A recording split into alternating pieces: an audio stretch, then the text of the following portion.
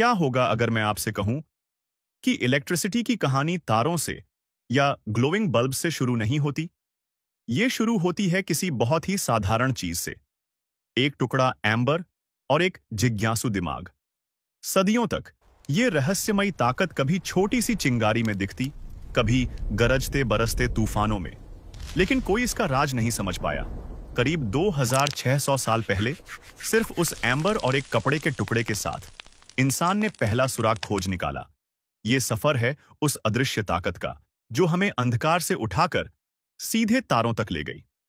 हमारी कहानी शुरू होती है प्राचीन ग्रीस में, लगभग 600 ईसा पूर्व में। एक फिलोसोफर थैलेस ने कुछ अजीब देखा। जब उन्होंने एम्बर को कपड़े से रगड़ा तो उसने छोटे छोटे तिनके अपनी तरफ खींच लिए, जैसे कोई जादू हो।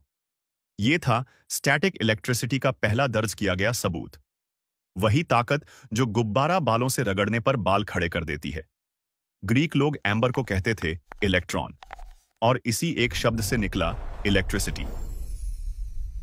2000 साल से भी ज्यादा वक्त तक यह बस एक दिलचस्प खेल सा रहा, लेकिन फिलाडेल्फिया की एक तूफानी रात सब बदल गई। साल था 1752। बेंजामिन फ्रैंकलिन एक भीषण आंधी में खड़े थे, हाथ में काइट और उसमें बंधी एक धातु की की। कई लोगों को यह कार्य असंभव और जोखिमपूर्ण लगा, लेकिन फ्रैंकलिन के पास एक थ्योरी थी। क्या पता लाइटनिंग देवताओं का क्रोध नहीं, बल्कि वही इलेक्ट्रिक फायर हो जो उन्होंने अपने लैब में देखी थी। और फिर बिजली गिरी। इलेक्ट्रिकल चार्ज गीली डोरी से होकर की तक पहुंची। फ्रैंकलिन ने यह साबित कर दिया, लाइटनिंग इलेक्ट्रिसिटी है। वही अदृश्य ताकत जो एम्बर में थी, आसमान में लाखों वोल्ट्स के साथ चमक रही थी। फ्रैंकलिन ने दुनिया को सच्चाई दिखा दी, लेकिन हम अभी तक इसे प्रैक्टिकली इस्तेमाल नहीं कर पा रहे थे। यह बदला साल 1800 में। एक इटालियन साइंटिस्ट अलेसांद्रो वोल्टा ने बनाया वोल्टिक पाइल, कॉपर और जिंक की प्लेट्स का ढेर, जिनके बीच सॉल्ट वाटर सोक्ड कार्डबोर्ड रखा गया था। इतिहास में पहली बार इंसान स्टेडी और रिलायबल इलेक्ट्रिसिटी बना सकता था। यह एक बड़ी खोज थी, लेकिन एक सवाल बाकी था, हम इस ताकत को सच में उपयोगी चीज में कैसे बदलें? इसका जवाब मिला 1831 में लंदन की एक बिखरी हुई प्रयोगशाला में। वहां माइकल फैराडे ने वो खोज की जिसने दुनिया बदल दी। उन्होंने एक सिंपल मैग्नेट लिया और उसे कॉपर वायर की कॉइल के अंदर घुमाया। कुछ जादुई हुआ। मूविंग मैग्नेट ने वायर में इलेक्ट्रिसिटी पैदा कर दी। फैराडे ने खोज निकाला इलेक्ट्रोमैग्नेटिक इंडक्शन, वो प्रिंसिपल जो आज भी हर पावर प्लांट में इस्तेमाल होता है। चाहे वो कोल जलाने से उठती स्टीम हो, या हवा में घूमते विशाल ब्लेड्स, या बांधों से बहता पानी, सब एक ही काम करते हैं। मैग्नेट्स को कॉइल्स ऑफ वायर के पास घुमाते हैं ताकि वो पावर पैदा करें जो हमारी दुनिया को रोशन रखती है। 1870 के दशक के अंत तक ब्रिटिश आविष्कारक सर जोसेफ स्वान ने एक कार्यशील इनकैंडेसेंट लैंप विकसित कर लिया था। उसी समय थॉमस एडिसन ने डिजाइन में सुधार किया, बेहतर फिलामेंट और वैक्यूम तकनीक का उपयोग करके 1879 में अपने संस्करण का पेटेंट कराया। एडिसन के नवाचार ने बिजली के प्रकाश को रोजमर्रा के उपयोग के लिए व्यावहारिक बना दिया। एडिसन ने डायरेक्ट करंट डीसी बिजली का समर्थन किया और उसका डीसी सिस्टम न्यूयॉर्क सिटी के कुछ हिस्सों को रोशन करने में सफल रहा। लेकिन डीसी की एक बड़ी सीमा थी, यह केवल छोटी दूरी तक बिजली पहुंचा सकता था। पूरी सिटी को बिजली देने के लिए हर कुछ ब्लॉक्स पर पावर स्टेशन चाहिए होते, जो महंगा और अप्रभावी था। तभी आते हैं निकोल टेस्ला, एक प्रतिभाशाली सर्बियाई अमेरिकी आविष्कारक जो अल्टरनेटिंग करंट एसी बिजली में विश्वास करते थे।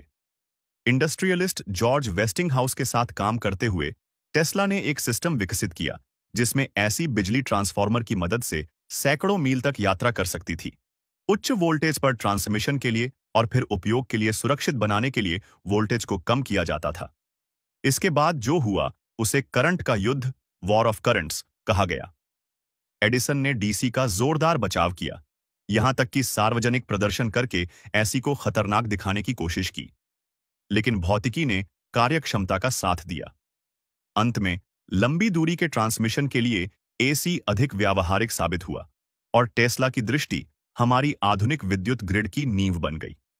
कल्पना कीजिए, एक ऐसी दुनिया की जहां सूरज ढलने के बाद कोई रोशनी नहीं, कोई ट्रेन महाद्वीपों को पार नहीं कर रही, आधी रात को कोई फैक्ट्री जिंदा नहीं। यह थी बिजली से पहले की जिंदगी। फिर आया एक चिंगारी और सब कुछ बदल गया। बिजली ने सिर्फ मशीनों को शक्ति नहीं दी, इसने प्रगति को शक्ति दी। इसने रात को दिन में बदल दिया, सन्नाटे को संवाद में, दूरी को जुड़ाव में बदल दिया। पहले बल्ब की झिलमिलाहट से लेकर पूरी तरह रोशन शहरों तक, टेलीग्राफ पर डॉट्स टाइप करने से लेकर आवाजों को महासागरों के पार पहुंचाने तक, शांत कमरों से लेकर रेडियो, संगीत और चलती तस्वीरें हर घर में लाने तक। बिजली ने सिर्फ जीवन को आसान नहीं बनाया, इसने उसे नया रूप दिया। चिकित्सा में इसने हमें एक्स-रे, जीवन रक्षक मशीनें और वहां आशा दी जहां कोई उम्मीद नहीं थी। उद्योग में इसने गति और दक्षता को मुक्त किया, टेक्सटाइल मिलों से लेकर विशाल असेंबली लाइनों तक सबको शक्ति दी। इसने डिजिटल दुनिया का निर्माण किया, सेमीकंडक्टर्स से लेकर कंप्यूटर, इंटरनेट और आपके हाथ में मौजूद डिवाइस तक। और फिर बिजली पृथ्वी से आगे तक पहुंच गई। रॉकेट को इसने लॉन्च नहीं किया, वह काम आग का था, लेकिन हर मिशन के दिमाग को इसने शक्ति दी।